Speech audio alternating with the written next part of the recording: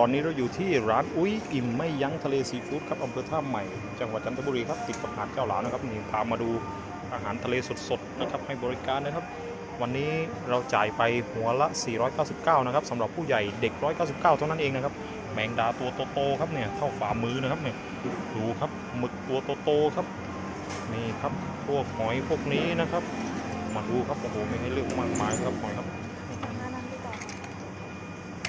อ๋อนี่ครับหอยหลอด